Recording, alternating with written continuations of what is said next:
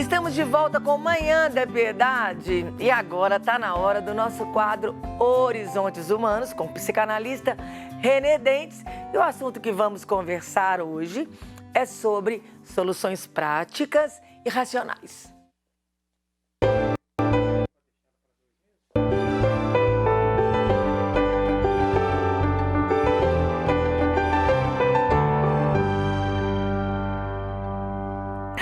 Bom dia, René! Bem-vindo de volta! Bom dia, Moninha. Bom dia aos nossos telespectadores de toda semana. René, a gente vive num tempo de imediatismo, né? Pensa rápido, age rápido. Decisões precipitadas podem ser arriscadas? Podem bastante, Moninha. Nós, às vezes, caímos em erros do conhecimento. No mundo tão conectado, nós podemos conhecer bastante, podemos ter muitas informações, está tudo muito acessível a nós, né? Se a gente tem dúvida de algum assunto, você pode buscar mais facilmente.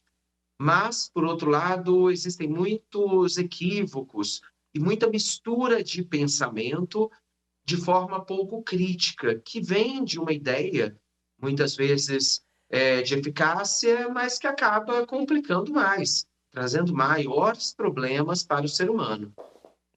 René, por que a gente acha que quando a gente está sabendo muito e o conhecimento está diretamente ligado à razão? E a gente percebe isso. Por que nem todo conhecimento e saber está relacionado diretamente à razão?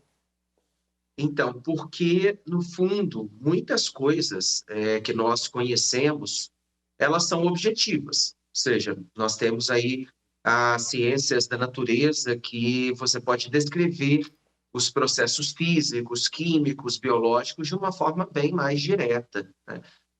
Tendo um sujeito e um objeto. Mas nem todo conhecimento ele entra nesse esquema de sujeito-objeto. Ele tem alguns elementos que são mais, vamos dizer, complicadores, porque veja, por exemplo, no campo psíquico, né, na psicologia, na psiquiatria ou na psicanálise, você é ao mesmo tempo sujeito e objeto. As ciências humanas, elas não conseguem tirar isso, né? Elas analisam o humano sendo humano. Então aí nós temos alguns complicadores. E não dá para objetivar o humano dessa forma. Temos que pensar de uma forma mais interpretativa, hermenêutica, com mais cuidado em alguns aspectos. Uhum. René, a diferença entre atos racionais e irracionais é porque o irracional foi sem pensar? Nem sempre. Na verdade, o irracional, ele pode ser o escondido, o não dito, aquilo que está, de certa forma, camuflado e que tem um motivo para estar, porque ele diz tanto de nós mesmos que, às vezes, é fruto de um trauma, de alguma coisa que nós não queremos tocar. No processo analítico, no processo da análise, isso é comum. Às vezes a pessoa ela tem tanta dificuldade de tratar alguma situação traumática do passado que ela quer deixar escondida. Ela sabe que existe no fundo, mas ela quer deixar ali. Então ela tenta fazer aquilo que a gente chama em psicanálise de mecanismos de defesa. Ela tenta racionalizar, achando assim, isso aqui é por causa de um elemento que eu vivi, ou pode ser resolvido de tal forma, fazendo alguma coisa, praticando um exercício físico, tomando um medicamento e pronto. A pessoa tenta racionalizar, só que é, no fundo, uma fuga. E pode até ajudar naquele momento, mas depois aquele problema volta. Entendi. E aí, Renan, Renê, o que caracteriza as soluções práticas, rápidas e racionais? Então, Moninha, nós vivemos num mundo, né, que muitas ofertas são colocadas para todos, né? Basta você ver nas redes sociais, tem curso de todo jeito, para todo gosto, é, é muita oferta de coisas, né? Mas a gente precisa ter cuidado, porque muitas vezes as nossas psicopatologias ou problemas psíquicos, eles têm que ser bem abordados. sob pena de você, às vezes, piorar aquela situação, né? Então, tem lugar para tudo. Só que a gente não pode misturar as áreas, os campos. Tem que ter um certo rigor. Às vezes, quando a gente tenta soluções práticas, parece uma solução assim boa, porque é rápida, tudo está resolvido. Quantas vezes, né, meus analisandos viram e falam assim, poxa, não tem aí como uma fórmula, um método, um medicamento para eu resolver tudo? Não, não, porque senão vai piorar a situação, vai dar uma sensação falsa de resolução. Então, a gente precisa tomar cuidado. No mundo assim de tanta conexão, de tanta pós-verdade, né, onde tudo é verdade, mas aí no fundo nada é, não é tudo que cabe no campo psíquico, por exemplo, né?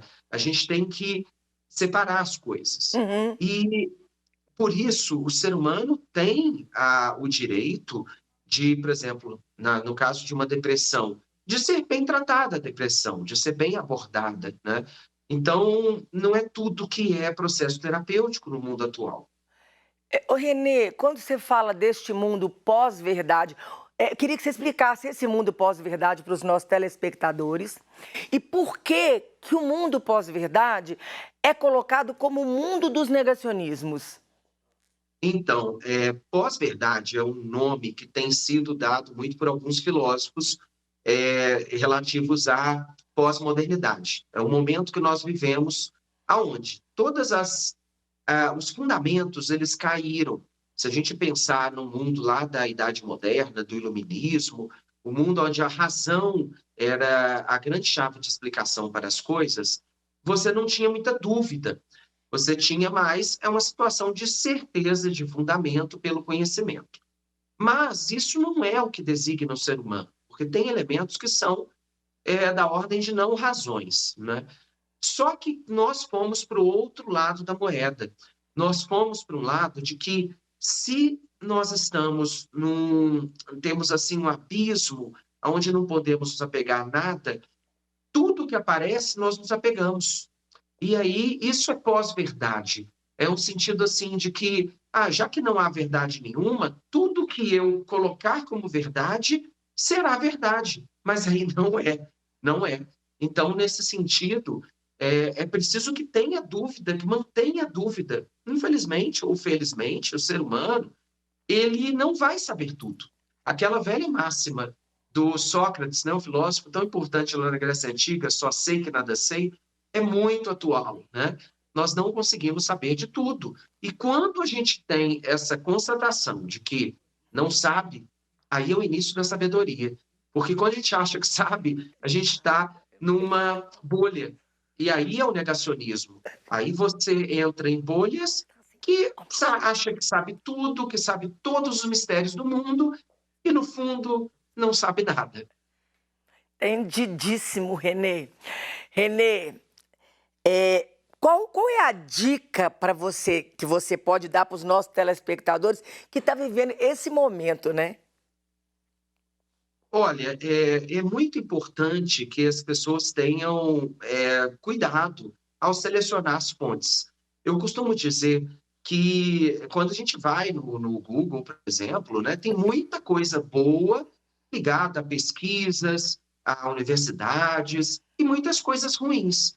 No Instagram, também nas redes sociais, você tem gente que estuda, que fundamenta aquele conhecimento, mas tem gente que não.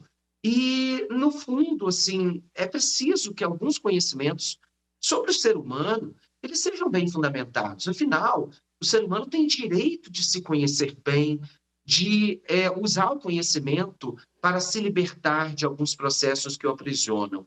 Então, é preciso ver, olha, os profissionais estudam bem, os profissionais eles são críticos, será que aquela proposta vai me ajudar de fato, ou é mais uma proposta mercantilizada, para, assim, vender apenas, né? Então, a gente tem que ter esses cuidados, né? No fundo, quando um conhecimento ele passa por crítica, né? Quando você, por exemplo, escreve um artigo, né? Gente aí nas universidades, na universidade, na PUC Minas, muito acostumado a participar de congressos. E para que a gente participa de congressos?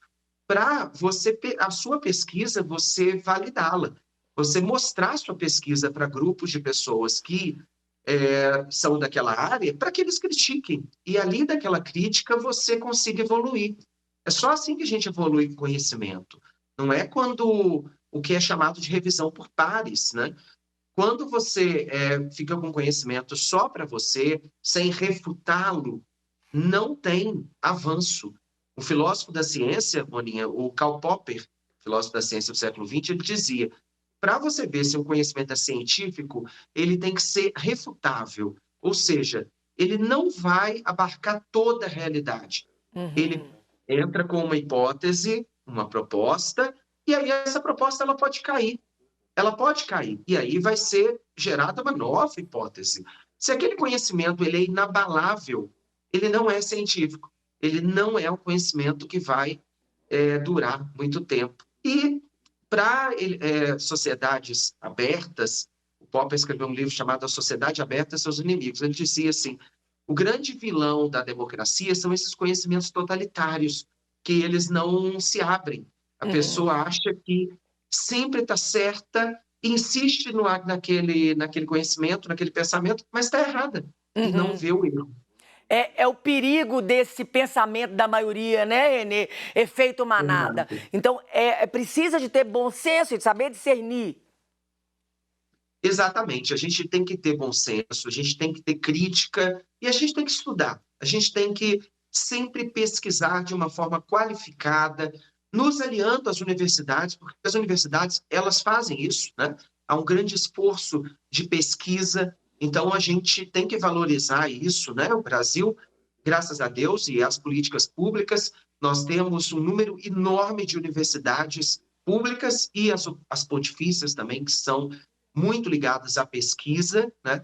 Então a gente tem que valorizar isso, ver aonde que vem aquele conhecimento, as fontes daquele conhecimento. Graças a Deus também, e ao bom senso, aqui na TV Horizonte a gente tem vários professores, né, da PUC Minas, acredito que até hoje já teve uma do direito, que eu acompanho e gosto muito.